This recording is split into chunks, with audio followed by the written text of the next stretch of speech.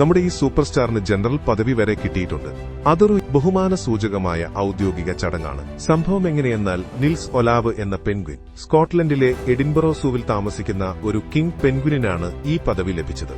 1960കളിൽ നോർവേയിലെ Kings guard എന്ന സൈനിക വിഭാഗം എഡിൻബറോ ഫെസ്റ്റിവലിൽ പങ്കെടുക്കാനെത്തിയപ്പോൾ സൂവിലെ ഈ പെൻഗ്വിനെ ദത്തെടുത്തു. ഓരോ സന്ദർശനത്തിലും സൈനിക ബഹുമാനം നൽകുക, ഔദ്യോഗിക പരേഡുകൾ നടത്തുക, പദവികൾ നൽകുക എന്നിങ്ങനെ ഒരു പാരമ്പര്യം രൂപപ്പെട്ടു. പെൻഗ്വിനുകളുടെ ജീവിതത്തിൽ ആശയവിനിമയത്തിനും വലിയ പ്രാധാന്യമുണ്ട്. ഓരോ പെൻഗ്വിനും സ്വന്തമായ ശബ്ദവും ശരീരചലനങ്ങളും ഉപയോഗിച്ച് കൂട്ടത്തിലെ മറ്റുള്ളവരുമായി ബന്ധപ്പെടുന്നു. ആയിരക്കണക്കിന് പെൻഗ്വിനുകളുള്ള കോളനിയിൽ പോലും സ്വന്തം കൂട്ടാളിയെയും കുഞ്ഞിനെയും തിരിച്ചറിയാൻ ഇവയ്ക്ക് കഴിയുന്നത് ഈ ശബ്ദസവിശേഷത കൊണ്ടാണ്. പെൻഗ്വിനുകളുടെ ജീവിതത്തിൽ സഞ്ചാരത്തിനും വലിയ പങ്കുണ്ട്. ഭക്ഷണ ലഭ്യത അനുസരിച്ച് ചില ഇനങ്ങൾ ദീർഘദൂര യാത്രകൾ നടത്താറുണ്ട്. കടലിലും കരയിലും ഒരുപോലെ ജീവിക്കാൻ കഴിയുന്ന ഈ പ്രത്യേക കഴിവാണ് പെൻഗ്വിനുകളെ മറ്റു പക്ഷികളിൽ നിന്ന് വ്യത്യസ്തരാക്കുന്നത്. പെൻഗ്വിനുകളുടെ ജീവിതത്തിൽ ഇനങ്ങളെ ആശ്രയിച്ച് വലിയ വൈവിധ്യമുണ്ട്.